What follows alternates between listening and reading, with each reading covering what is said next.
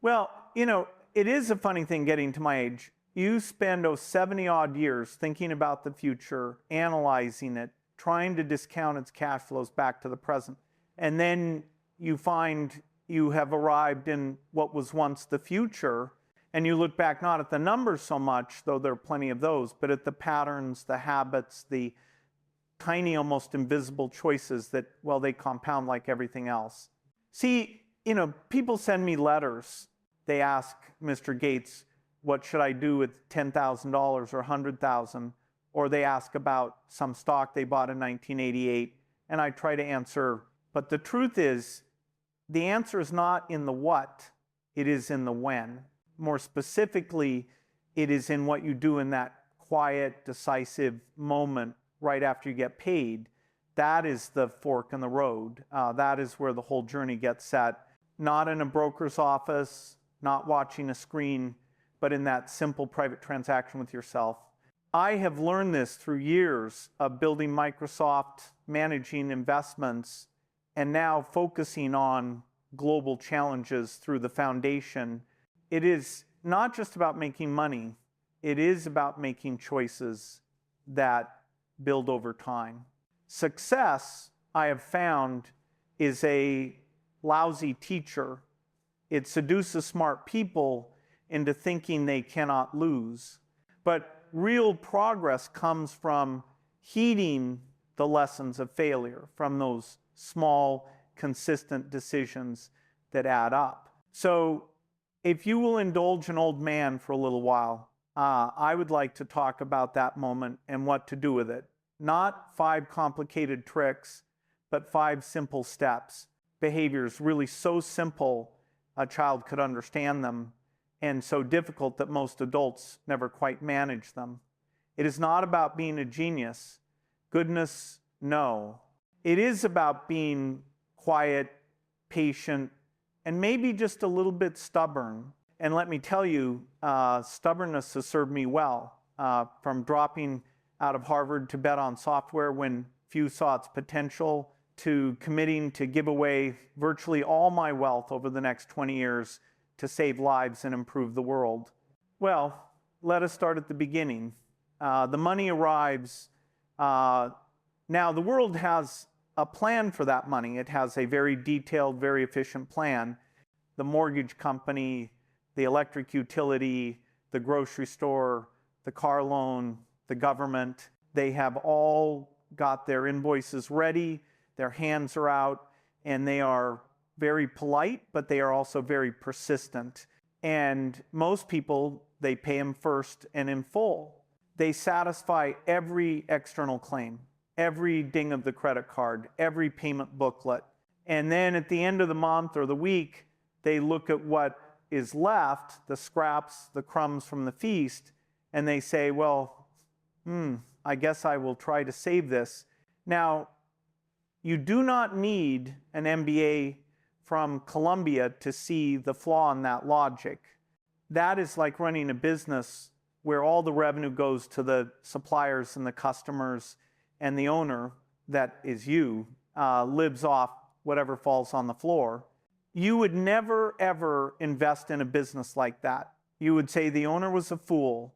I have seen this in tech startups, companies that burn through cash without reserving for the future, and they crash hard. At Microsoft, we always kept reserves, planning for downturns, even in boom times. So step one, the very first thing you do before you pay the power company, before you pay the landlord, is you pay a different, much more important entity. You pay your future self. See, you have a silent partner in everything you do. That is the 80-year-old you, the 75-year-old you. They are sitting there right now in your future, and they are relying entirely on the decisions of the you of today. They have no voice. They have no vote. They just have hope and trust. I think about this a lot now, especially as I plan to give away my wealth, making sure future generations have opportunities. But starting with your own future is key. When you spend every dollar on today's wants, you are essentially robbing that old man or old woman. You are making their life harder, lonelier, more anxious, and you are doing it without their consent. So you make it formal, you give that silent partner a seat at the table, the head of the table. In fact, the moment money arrives, you take your cut. Not a king's ransom, just a meaningful piece, 10%, 15, 20. If you can manage it, you separate it, automatically is best. Send it to another account, another bucket, another planet if you have to. Somewhere it cannot whisper to you at night saying, you know, that new TV would look pretty good. Automation is huge here. Set up direct deposits or apps that handle this without you thinking twice. It is like how we automated processes at Microsoft to scale efficiently. That money is no longer yours to spend. It is theirs. It is the property of your future. You are merely the custodian, the trustee. This is not about deprivation. It is about promotion. You are promoting yourself from a consumer, a cog in the machine of other people's profits, to an owner of your own destiny. And remember, money has no extra utility to me beyond a certain point. Once basics are covered, it is about what you do with it, building security, creating impact. You know, when I was a boy, I had early jobs programming computers, and I would get paid, and I would immediately set some aside, not for a baseball glove, though I wanted one, not for candy.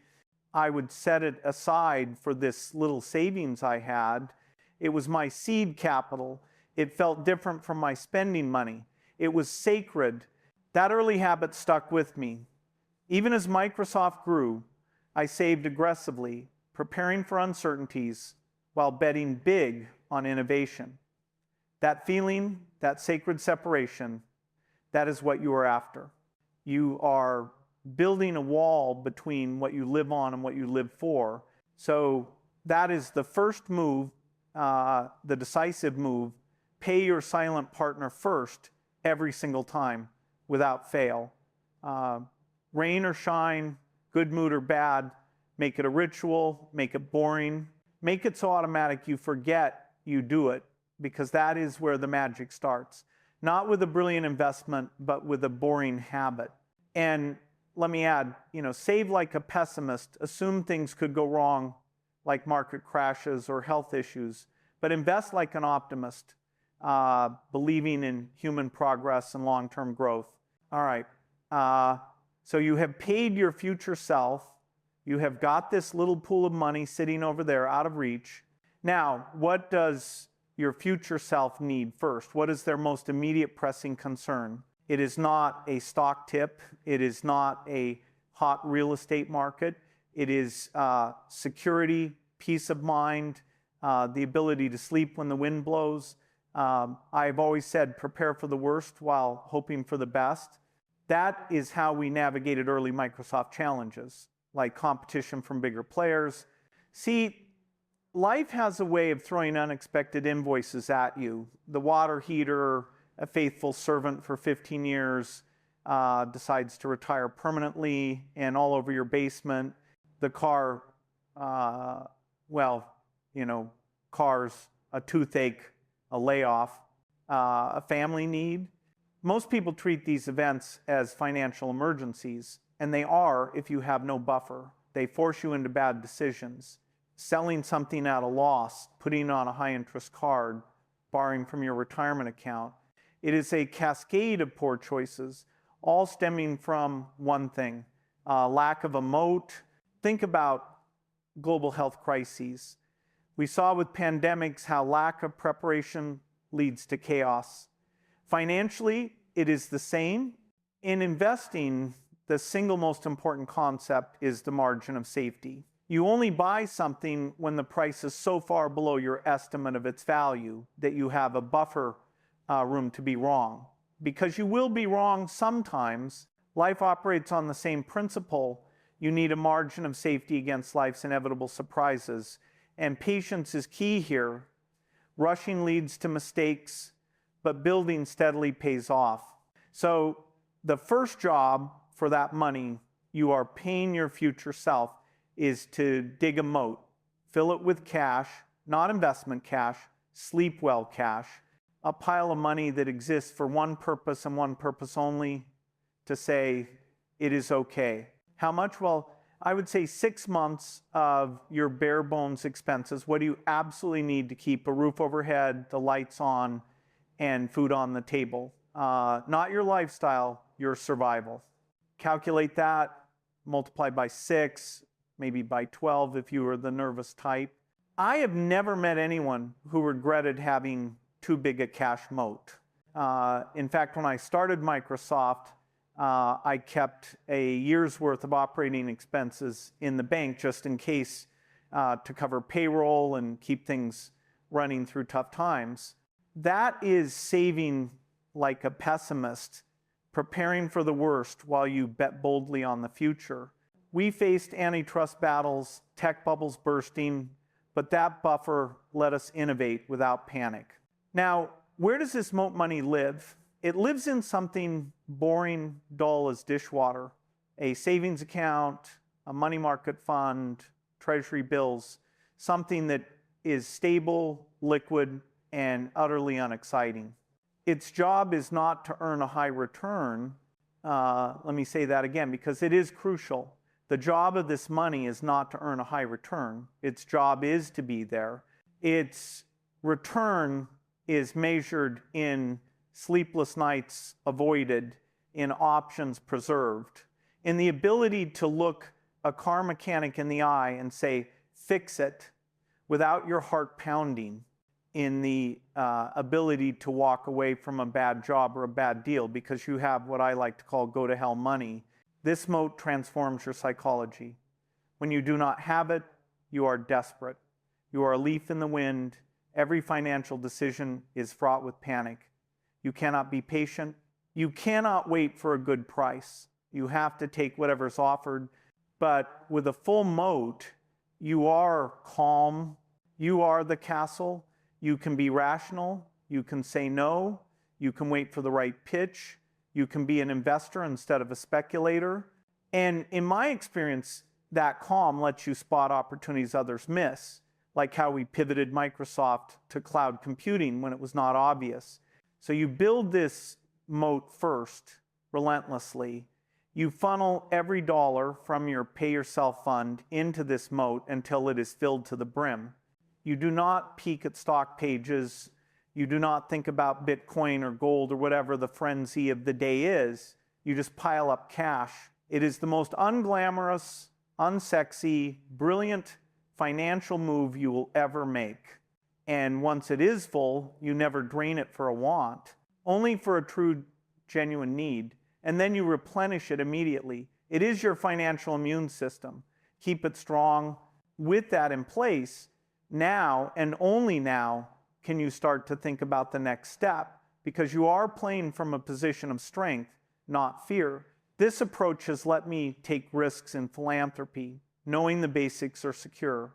Well, now we come to the part most people want to start with, the fun part, the investing. But you see, we have laid a foundation. We are not desperate. We are not in a hurry. We have the supreme luxury of time and patience.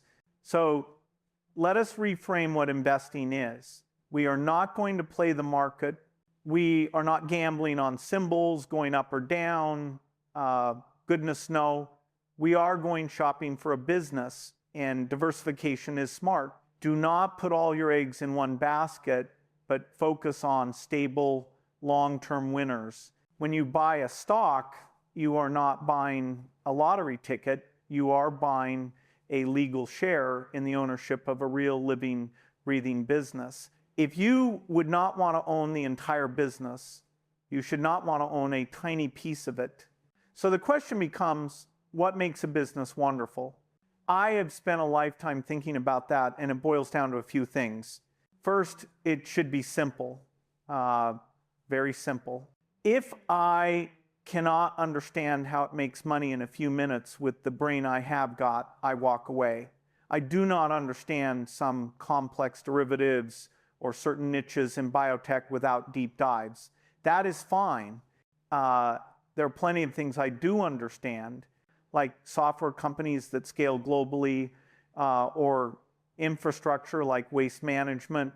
People always need trash handled. It is predictable. Second, it should have a durable competitive advantage, a wide moat, something that protects it from competitors. This could be a brand name like Coca-Cola. The name itself is worth more than all the factories. It is in people's minds. It could be a low-cost producer, as with some early tech disruptors. It could be a regulatory license or a network effect. The fact that everyone uses it makes it more valuable, like how Microsoft's ecosystem grew. Once people were on Windows, apps followed, creating a loop. The moat means the business can sustain high returns on capital for a long, long time. It is not in a constant knife fight where profits get competed away. Look at railways like Canadian National. They have physical networks that are very hard to replicate. Third, it should be run by managers who are both able and honest, people who think like owners, who are good stewards of capital. You can often tell by how they communicate, straightforward, honest, not overly promotional, and by how they allocate the company's earnings. Do they buy back shares when they are cheap? Do they make smart acquisitions? Or do they waste money on lavish offices and foolish projects? Through Cascade Investment, I have focused on such companies. Stable ones like Deere for agriculture technology, or Ecolab for water and hygiene, aligned with global needs. Now, you might be sitting there thinking, Bill, I am not a business analyst. How am I supposed to find all this out? Well, you have two choices. You can do the work, read annual reports, not the glossy front pages, the back, the financials, the footnotes. Read the chief executive officer's letter from 10 years ago and see if what was promised came true. Think about the businesses you interact with every day. Which ones do you love? Which ones could raise prices and you would still pay? That is a starting point. Or you can take the simpler and, for most people, the better path. You can buy a piece of all the wonderful businesses. That is what a low-cost index fund is. You are buying a tiny slice of the entire American economy. The Coca-Colas, the Johnson & Johnsons, the Apples, the Home Depots. You are betting on American business to grow and prosper over time. And history shows it is a very good bet. And remember, embrace technology here. Think about companies driving innovation like software or clean energy, because that is where a lot of future growth will be. I have invested in breakthrough energy ventures for that reason, betting on sustainable technology. The key is not so much what you buy, it is how you buy it. And the how is this: automatically and without emotion. You see, now that your moat is full, the money you continue to pay your future self gets directed here into this ownership fund. You set up an automatic transfer every month, $200, $500, whatever it is, goes from your account and buy shares of that wonderful business or that index fund. You do this whether the news is good or bad, whether the market is up 30% or down 30%. You are not trying to be clever. You are being a machine, a saving and owning machine. This is called dollar cost averaging. And people make it sound complicated. It is not. It is just common sense. Sometimes you will buy high, sometimes you will buy low. Over a long period, it averages out. But more importantly, it builds the habit. It takes the emotion, the guesswork, the fear, and the greed right out of the equation. You are no longer a speculator hoping for a quick gain. You are a farmer planting seeds. You do not dig them up every week to see if they are growing. You provide the conditions, fertile soil, your moat, regular watering, your monthly investment, and sunshine time, and you let nature do its work. You are turning your labor into ownership. You are moving from the side of the table that works for money to the side of the table that owns the assets that create money. And that, my friends, is the fundamental shift. That is the crossing of the Rubicon. Start early, stay focused, and let time work its magic. I have seen it in tech revolutions. Now you've got the system running. You are paying the silent partner. The moat is full. You are automatically buying ownership month in, month out. What is next? Well, this is the hardest step for most people. The step that requires no action but immense fortitude. You wait. You see, we have now invited the most powerful force in the universe to our party, compound interest, or as I sometimes think of it, the eighth wonder of the world. The human brain is not wired to understand it intuitively. We think in straight lines. If I save $500 a month, in 10 years, I will have $60,000. That is linear thinking. But compounding is geometric. It is curved. It is a snowball rolling down a very, very long hill. And in technology, we see this with ideas like Moore's law, computing power increasing and compounding progress. Let me explain it the way I often do. Imagine you have a snowball.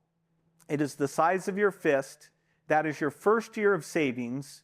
You give it a little push down a hill covered in deep, wet snow. At first it rolls slowly, it picks up a little snow. After a year it is a bit bigger, maybe the size of a melon. You look at it and think, is this it? All this discipline for a melon-sized snowball, but you keep pushing, you keep adding your little handful of snow every month. That is your new savings. And as the ball gets bigger, something magical happens. Its surface area increases. So now as it rolls, it is not just picking up your handful of snow. It is picking up snow from the entire wider surface that is touching the hillside. It is picking up the snow of its own growth. That is the return on your capital. The money your money has made starts making its own money. After 10 years, the snowball is maybe the size of a large boulder. It is getting heavy. It is moving with more momentum. After 20 years, you are not pushing a snowball anymore. You are walking behind a slow-moving glacier. It is moving under its own immense weight and power. The snow you added in year 2 is now itself picking up massive amounts of new snow. The money you saved in your first few years will eventually be working harder for you than you worked for it. Your capital will be earning more than your labor. That is the moment of true economic independence. Not when you have a big number necessarily, but when the engine is finally self-sustaining, when your savings generate more in annual returns than you contribute from your job. I've experienced this. Early savings compounded into what allowed me to focus on bigger problems. But to get there, you must do nothing. Well, not nothing. You must do one thing. You must not interrupt the roll. The world will give you thousands of reasons to interrupt it. A new car model, a bigger house, a boat, a speculative mania in some new asset, a fear that the world is ending and you should sell everything. Your job is to be the guardian of the roll, to ignore the noise, to understand that time is the friend of the wonderful business and the enemy of the promoter. Have energy, have a sense of humor to weather the storms. I have laughed off plenty of skeptics. You will have years where your statement goes down 20%, 30%. That is not a loss. Not unless you sell. That is a sale.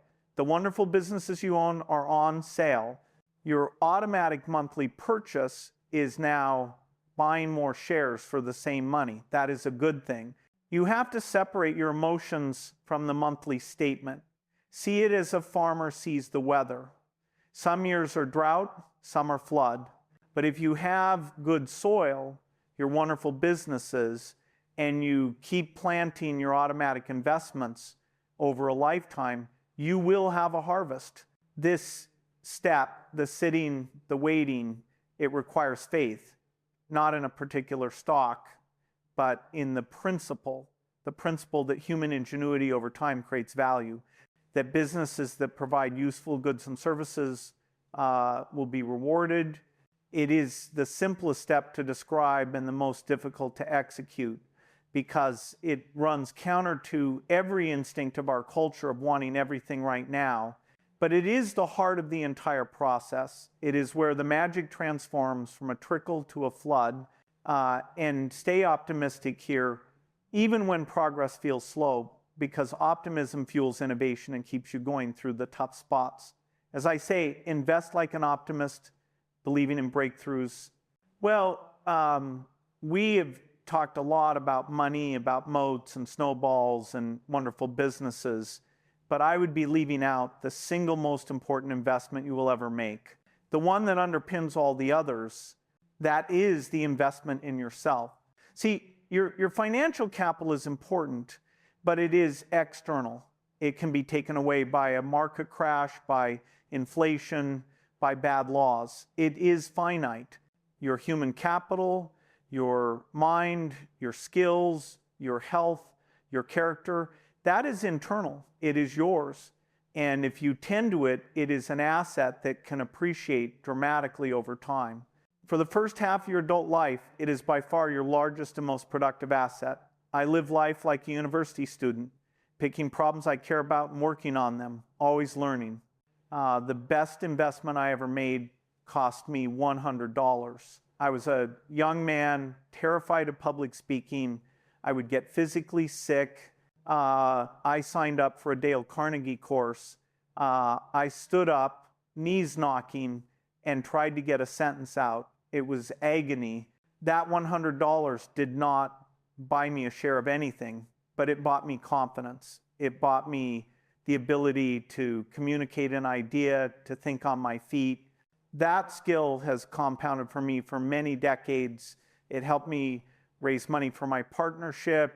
It helped me explain my thinking to shareholders. It has been worth billions to me. And it started with a $100 bet on myself.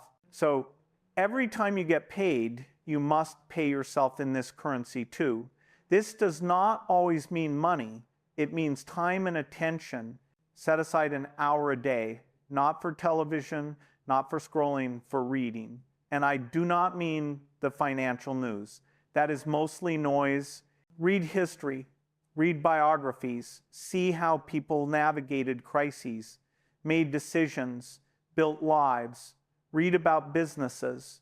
Read for understanding, not just for entertainment. Reading is still the main way I learn new things and test my understanding.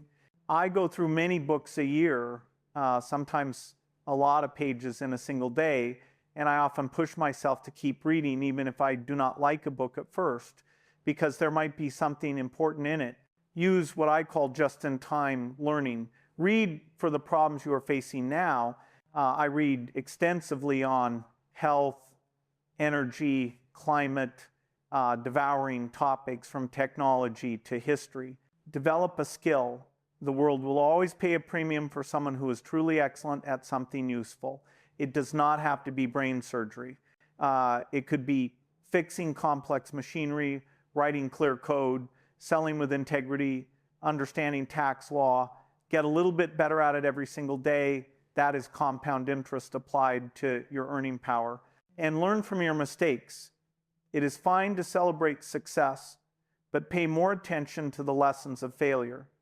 Treat complaints as opportunities to improve. Turn setbacks into advancements. Build skills that never go out of style, like coding, data analysis, systems thinking, writing, solving complex problems, or leading a team. Challenge norms to innovate. Take care of your health. It is your foundational asset. No financial plan can survive decades of poor health and massive medical bills. Walking, eating reasonably well, sleeping enough, these are not just lifestyle choices.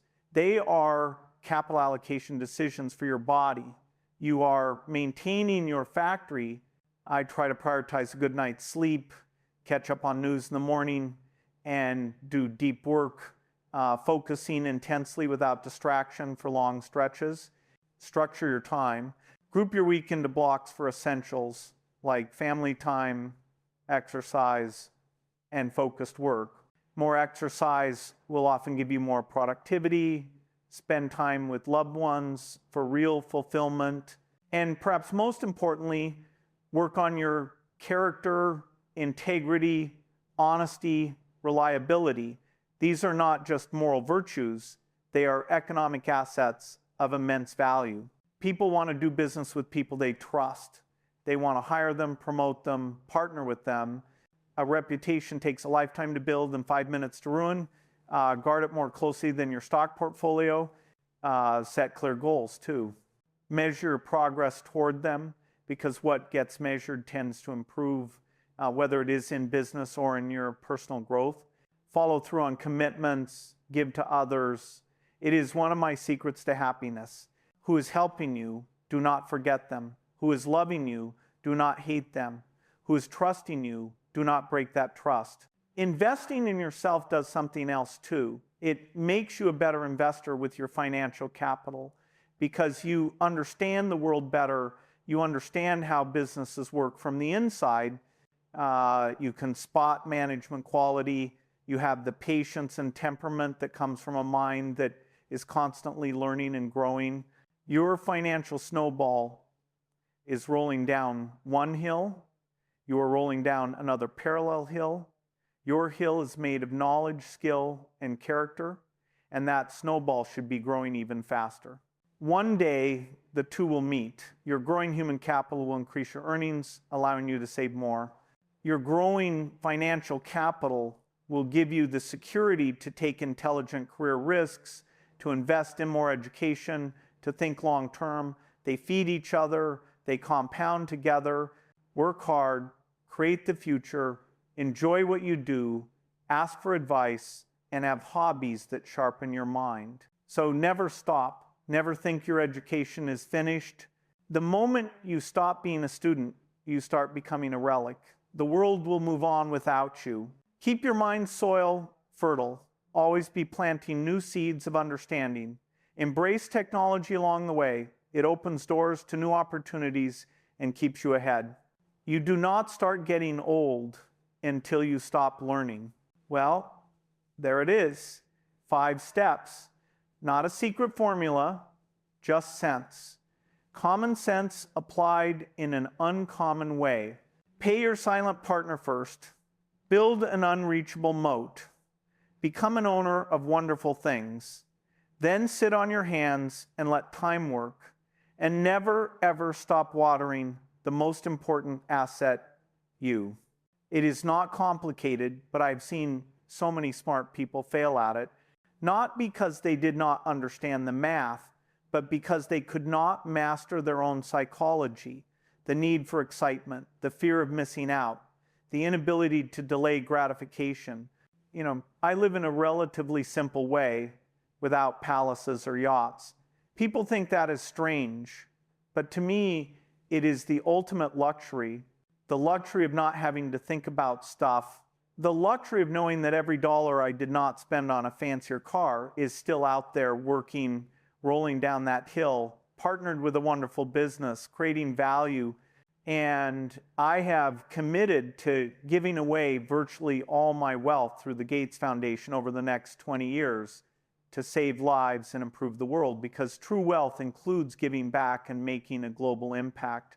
If you are born poor, it is not your mistake. But if you die poor, it is your mistake, in the sense that opportunities can be built if you build habits. The goal of all this is not to have a big number on a statement to brag about. That is hollow. The goal is freedom. The freedom to wake up and say, what do I want to do today, and have the options to choose from. The freedom to work at a job you love, even if it does not pay the most, because your necessities are covered.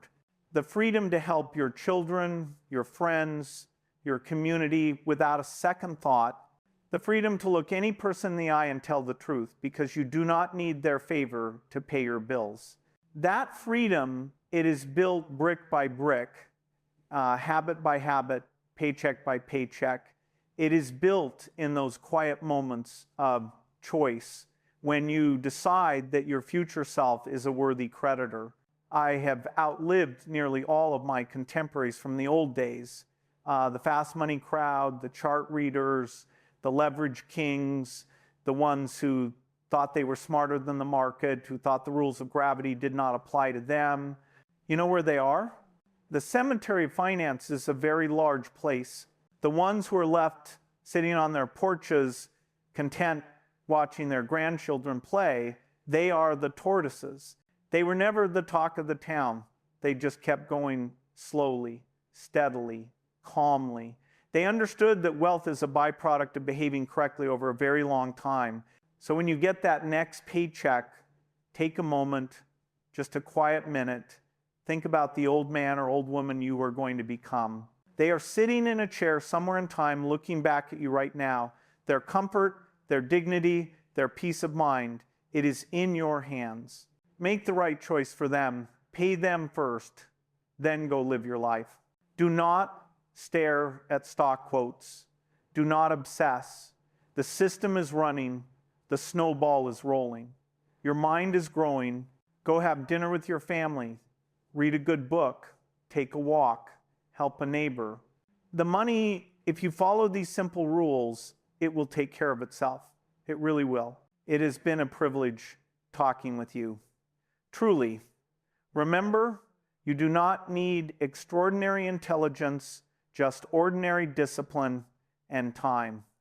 Good luck, or rather, good habits. Now, if you are watching this, start today, take your next paycheck, pay your future self first, and build from there. You have got this.